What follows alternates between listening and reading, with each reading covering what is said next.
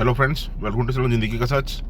और जैसे कि मैंने अभी पहले जो वीडियो डाली थी इससे पहले कि नार्सिसिस्ट की मैरिड लाइफ के ऊपर, अब मैं ये आपके सामने पार्ट 2 लेके आया हूँ। और पार्ट 2 में मैं आपको ये बताना चाह रहा हूँ, जो लोग नार्सिसिस्ट के साथ रह के शादी में उनको ये समझ नहीं आ रहा है कि वो आने वाले टाइम में मेरे साथ क्या करने वाला है।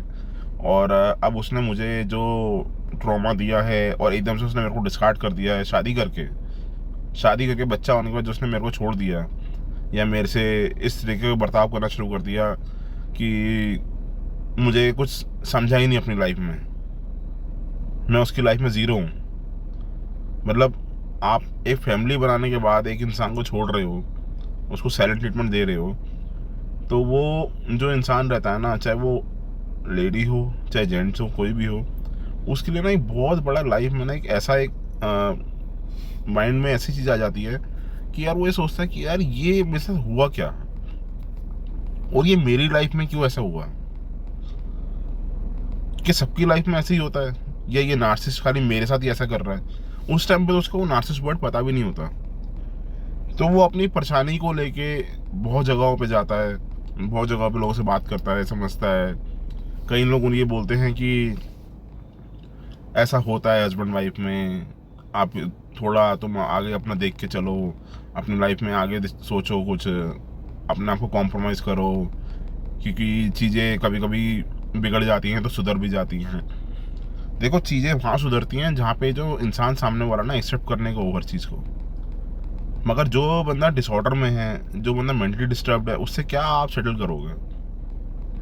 वो आपको 15 दिन सेटल करेगा फिर वैसे ही करेगा, महीना सेटल करेगा फिर वैसे ही करेगा, 2 महीना सेटल करेगा फिर वैसे ही करेगा। आपको तो वो बार बार ट्रॉमा देता ही रहेगा। और वो ट्रॉमा क्या, एक एक टाइम के बाद तो ये लोग ना फाइनेंशियली यूज़ करना शुरू कर देते हैं अपने बंदे को, कि अब बच्चा हो गया और मैं बच्चे को लेके साथ रहूँगी या साथ रहूँगा, और फिर आपसे हर महीने फाइनेंशियली जो भी इनकम देख के आपसे फाइनेंशियल खर्चे मांगना शुरू कर देंगे। और जब फिर बच्चे की एडमिशन हो जाएगी, स्कूल जाना शुरू हो जाएगा बच्चा, तो उसके जो खर्चे होंगे वो उसके लिए डिमांडिंग करने शुरू कर देंगे, आपको धमकी देना शुरू कर देंगे।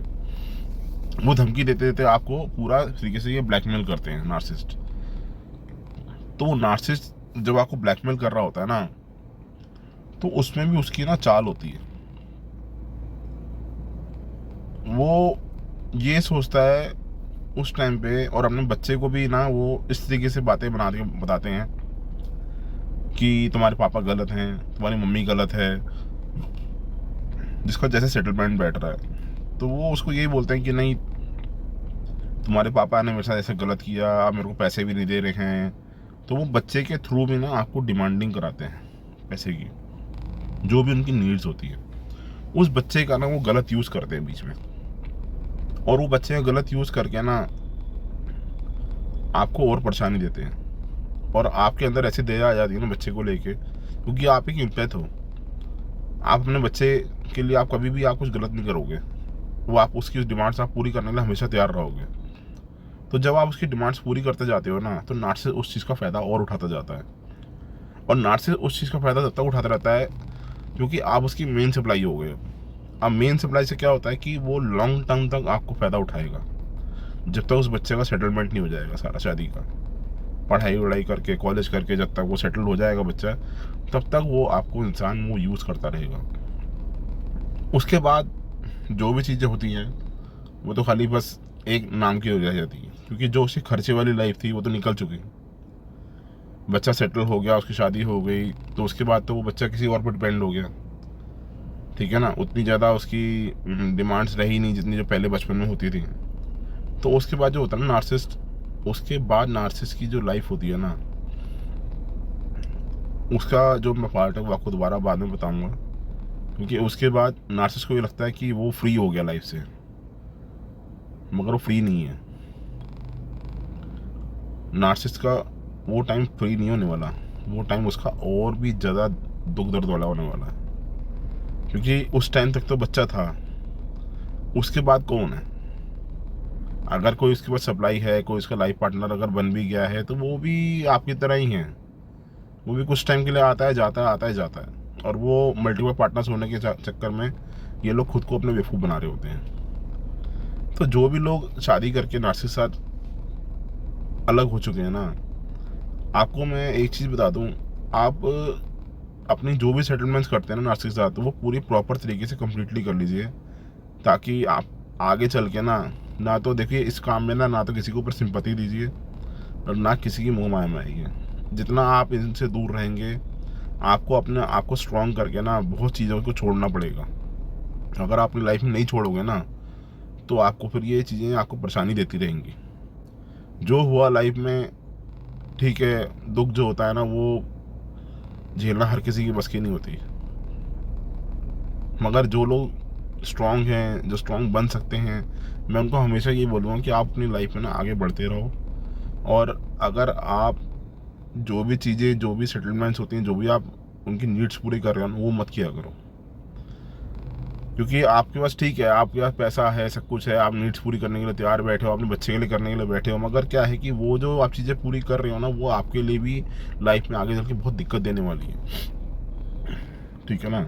और नार्सिसिस्ट क्या करेगा, जब आपको छोड़ेगा ना, आपको वो छोड़ने के बाद जब आपको यूज़ कर रहा होता है ना उस टाइम पे, और आप उससे अलग हो चुके होते हो, आप दोनों सेपरेशन में रह रहे होते हो, तो वो कई सारे पार्टनर्स को मल्टीपल पार्टनर्स बनाता है। और मल्टीपल पार्टनर्स ये नहीं कि एक बारी में 4-4 5-5, एक बारी में 2। एक ऐसा पार्टनर बनाएगा जो उसके घर के आसपास होगा, जो उसकी नीड्स पूरी करेगा, छोटी मोटी जो भी हैं, इमरजेंसी के टाइम पे काम आएगा। और एक ऐसा पार्टनर जो लॉन्ग डिस्टेंस रिलेशनशिप में होता है। लॉन्ग डिस्टेंस रिलेशनशिप वाला जो होगा ना, वो उसको क्या है, देखो ना, दोनों में गैपिंग आ गई, दोनों में गैपिंग आने के बाद उसका क्या रहेगा रोल, कि वो उसको अपनी हरकत नहीं दिखा रहा गंदी, और ना इस वाले को हरकत दिखा रहा है। अपने आप को कहीं ना कहीं से छुपा के हर काम, अपनी नीड्स पूरी करेगा, चाहे सेक्सुअल हो, चाहे पैसे की हो, चाहे कैसी भी हो। अपने मतलब के लिए ही वो अपनी सप्लाईज बनाता है, ठीक है ना, अपने आप को सेव करने के लिए, अपनी इनसिक्योरिटीज को दूर करने के लिए, ठीक है ना। अब इसमें कितनी सप्लाई होगी, इसमें 3 सप्लाई होगी, एक आप मेन, और 2 एक में से एक लॉन्ग डिस्टेंस वाली, और एक उसके घर के पास वाली। तो तीनों का चक्कर बना के ये सबको यूज़ कर रहा होता है, और आपको तो खाली फाइनेंशियली रखा होता है अपने घर के जो खर्चे पूरे कराने के लिए, और आपको समाज में बदनाम करने के लिए।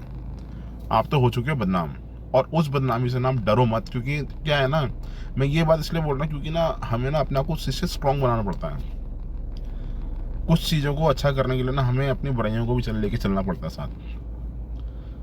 तो जो मैं आपको चीज़ें बता रहा हूँ ना, जो उसके घर के जो पास सप्लाई रहती है ना, उससे वो अपनी खाली नीड्स पूरी कर रहा है, ठीक है। उससे एक बारी 2 बारी सेक्सुअल हो जाएगा, उसकी ज़रूरत पूरी कर देगा, वो इंसान के चक्कर पागल हो जाएगा नार्सिसिस्ट के, और वो उसके पीछे लगा रहेगा, और उसके सारे घर के काम करा देगा, और उसकी जो भी नीड्स हैं, चाहे वो रात को 10 बजे फ़ोन करे या रात को 2 बजे फ़ोन करे, तो उसका सारा काम पूरा कर देगा।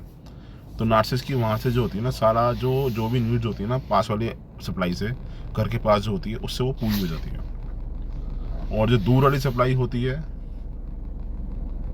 वो भी उसकी पूरी नीड्स कर रही होती है पूरी।